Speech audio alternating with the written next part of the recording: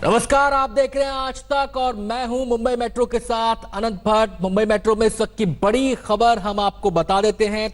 Yes bank के पूर्व CEO Rana Kapoor के खिलाफ लुकआउट नोटिस जारी कर दिया गया है। आपको बता दें, इससे पहले ईडी ने उनके घर पर छापेमारी की थी।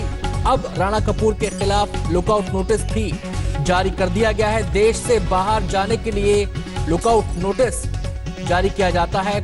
इस लुकआउट नोटिस का मतलब यह होता है कि जिस व्यक्ति के खिलाफ ये लुकआउट नोटिस जारी होता है उस पर निगरानी रखी जाती है कि वो देश से बाहर ना चला जाए।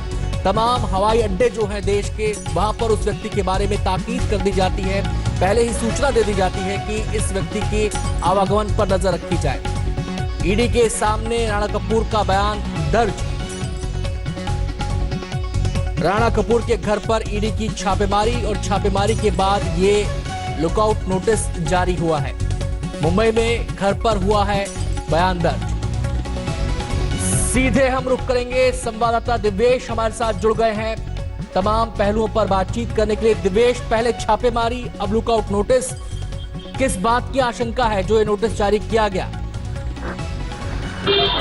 अनंत, आपको बता दें कि लुकआउट नोटिस इसलिए जारी किया गया है कि किसी भी तरीके से राणा कपूर देश छोड़कर ना चले जाएं। इससे पहले भी विजय माल्या, नीरव मोदी देश छोड़कर चले गए थे।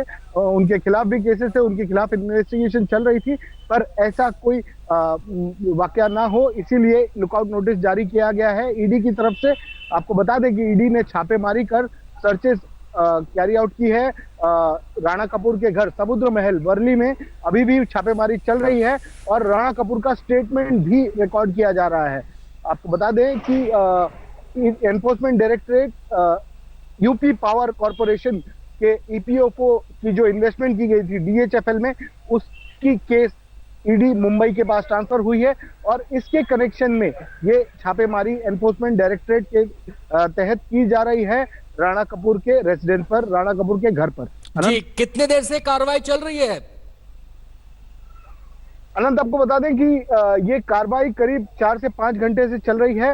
ईडी के अफसर शाम देर में राणा कपूर के घर पहुंचे और उसके बाद उन्होंने छापेमारी शुरू की, सर्चेस शुरू की और ये पता लगाने की कोशिश कर रहे हैं कि डीएचएफएल को जो लोन दिया गया था, डीएचएफएल एक सबसे बड़ा डिफॉल्टर है यस बैंक का, जिसकी वजह से यस बैंक बड़े लॉसेस में चला गया। बहुत बड़े लोन डीएचएफएल को इरेगुलर तरीके पर दिए गए थे यस बैंक के तहत और उसी को एनफोर्समेंट डायरेक्टरेट इन्वेस्टिगेट कर रही है कि क्या किस तरीके से ये लोन दिए गए, क्या उसमें कोई खामी थी, कोई इरेगुलरिटीज थी, ये पता करने की एनफोर्समेंट डायरेक्टरेट कोशिश कर रही है और इसी संबंध में राणा कपूर का स्टेटमेंट भी रिकॉर्ड हो रहा है। जी दिवेश, ये बताएं कि ये जो छापेमारी हुई है ये केवल डीएचएफएल से ही संबंधित है, क्योंकि लोन तो यस बैंक ने बहुत सारी कंपनियों को दिए थे।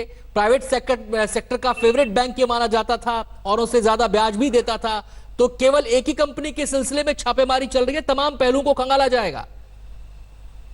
अनंत, आपको बता दें कि डीएचएफएल का जो केस है वो एनफोर्समेंट डायरेक्टरेट के पास है। तो फिलहाल जो छापेमारी चल रही है, जो ऑन रिकॉर्ड एनफोर्समेंट डायरेक्टरेट के अफसर बता रहे हैं कि ये छापेमारी डीएचएफएल को दिए गए लोन से रिलेटेड है और अन्य किसी केस से रिलेटेड नहीं। इसके बाद जब जांच आगे बढ़ती है तो किसी तरीके की अगर इरेगुलरिटीज पाई जाती हैं, किसी तरीके के अवैध ट्रांसफर, अवैध डाइवर्जन ऑफ फंड्स पाए जाते हैं, तो उसकी भी जानकारी चार्जशीट में की जाएगी, इन्वेस्टिगेशन के दौरान पता लगाई जाएगी। बट अभी जो छापेमारी चल रही है वो डीएचएफएल से रिलेटेड है। डीएचएफएल का केस अभी एनफोर्समेंट डायरेक्टरेट के पास रजिस्टर हुआ है। आज सवेरे डीएचएफएल के खिलाफ सीबीआई ने भी केस रजिस्टर किया है। अनंत, बहुत बहुत शुक्रिया दिवेश आपका इस पूरी जानकारी के लिए।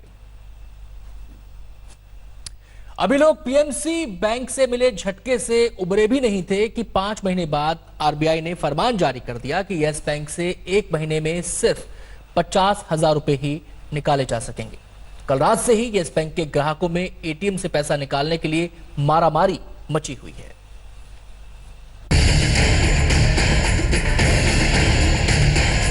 यस बैंक के खाता धारकों को जिंदगी भर की कमाई डूबती नजर आ रही है। बैंक में रखा अपना पैसा भी अपना नहीं रह गया है। अपने पैसे निकालने पर भी पाबंदी लग गई है।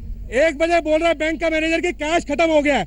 Now he has come to the limit of 15,000 rupees paying everyone given as the token. 72 number है मेरा, 72 नंबर। विनोद शेरगे की नौकरी जा चुकी है। यस बैंक में उनकी 3-4 लाख की सेविंग थी। अब वो अपने बच्चों की पढ़ाई को लेकर चिंतित है। मैंने पीएफ विड्रॉ किया था, पीएफ का पैसा है। मैं फिलहाल तो जॉबलेस पर्सन हूँ, मेरी कंपनी क्लोज हो गई है। बस यही एक आखिरी ये है, सब मेरा पूरा पैसा जो भी आया है 4-5 लाख इसी में है। सदाशिव पाटिल फलों की ट्रेडिंग करते हैं। उनका काफी पैसा यस बैंक में जमा है। करीबन 15 लाख रुपए हमारे बैंक में है और 2 बैंक में गया तो दोनों बैंक बंद है। एटीएम में से पैसा नहीं निकल रहा है और कोई जवाब देने के लिए यहाँ पे है ही नहीं। जो वॉचमैन है सिक्योरिटी वो बोलते कि पैसा खत्म हो गया, पैसा खत्म हो गया। व्यापारी इस बात से भी परेशान है कि क्या पहले से काटे गए उनके चेक बाउंस हो जाएंगे, लेकिन बैंक से उन्हें कोई जानकारी नहीं मिल रही। मेरा एक्चुअली बिजनेस है, तो बिजनेस के अगेंस्ट जो पेमेंट रहता है उसके हमने चेक दिए हुए, तो वो चेक का क्या होगा? यानी चेक 50,000 के ऊपर के ही है तो हमारे अकाउंट में तो बैलेंस है, तो चेक पास होंगे या बाउंस होंगे? क्योंकि हमारा उसके ऊपर चेक देने के बाद अगर बाउंस होते तो बिजनेस के ऊपर काफी मतलब ऐसा इफेक्ट होता है। खाता धारकों के सामने पूरा महीना पड़ा है, सबका हिसाब करना है। कल रात को 11:30 बजे सब 4 एटीएम पे गया तो ऑलरेडी 4 एटीएम पे मेरे को पैसा नहीं, सब एटीएम बंद ही था। अदर बैंक के एटीएम में गया तो उधर भी पैसा नहीं मिला है। ऑलरेडी मेरे को कार्ड ही एक्सेप्ट नहीं कर रहा है। जिनके भी अकाउंट यस बैंक में है, सबको अपना पैसा डूबता नजर आ रहा है। सामने होली का त्योहार है। पिछली दिवाली पर महाराष्ट्र के पीएमसी बैंक की हालत खस्ता हो गई थी। पैसा निकालने पर नोटबंदी लगा दी गई थी। इस बार होली पर वही कुछ यस बैंक के साथ हो रहा है। यस बैंक बेहद बुरे दौर से गुजर रहा है। गुरुवार रात जैसे ही यस बैंक से नकदी निकालने की सीमा तय हुई, देश भर में खाता धारकों में हलचल मच गई। रात में ही एटीएम के सामने लोगों की लाइन लग गई। सुबह बैंक खुला तो बैंक से पैसे निकालने वालों की कतार लंबी होती चली गई। यस बैंक के ज्यादातर एटीएम खाली हो चुके हैं। बैंक से इंटरनेट बैंकिंग की सुविधा ठप है। सरकार भरोसा दिला रही है कि ग्राहकों के पैसे सुरक्षित है, लेकिन फिलहाल तो यस बैंक के खाता धारकों की सांसें अटकी हुई हैं। तो जो आम पब्लिक है उसको तकलीफ हो रही है। सबका मालूम है कि 5 तारीख को सैलरी आता है, किसी का 2 तारीख को सैलरी आता है। बगैर इंटीमेशन दिए इन लोग का यही प्रॉब्लम रहता है। यहाँ गरीब लोग लोन मांगने जाते हैं, लाख 1.5 लाख रुपए का लोन तो लोग पास करते नहीं है। करोड़पति है जिनके पास पेपर है प्रॉपर ना सब कुछ, उनको लोन देते हैं, बाद में फिर बैंक बंद हो जाता है। मुंबई से सटे थाने में भी इतनी भीड़ हो गई है कि बैंक को पुलिस बुलानी पड़ गई। मुंबई में भी हालात बिगड़ने की आशंका में पुलिस पहले ही बैंक के शाखाओं के सामने तैनात हो गई। मुस्तफा शेख, शिवशंकर तिवारी, विक्रांत चौहान के साथ विद्या, मुंबई आज तक। केंद्र सरकार डैमेज कंट्रोल में लगी है। यस बैंक को मुसीबत से बाहर निकालने के लिए मैराथन मंथन हो रहा है, लेकिन सवाल यह है क्या ये आसान होगा? तब क्यों नहीं जागे जब यस बैंक गर्त में गिर रहा था? यहाँ पे आप देख सकते हैं कि जो लाइन है वो लंबी लग चुकी है। यस बैंक में विड्रॉल लिमिट को 50,000 रुपए तक के लिए सीमित कर दिया गया है। रिस्ट्रिक्शंस लगने के बाद जब यस बैंक की ब्रांच खुली तो वहां पर लोगों की भीड़ दिखाई दी। यस बैंक के ग्राहकों को पैनिक करने की जरूरत नहीं है। आरबीआई गवर्नर का भी यही कहना था कि 30 दिन आउटर लिमिट है।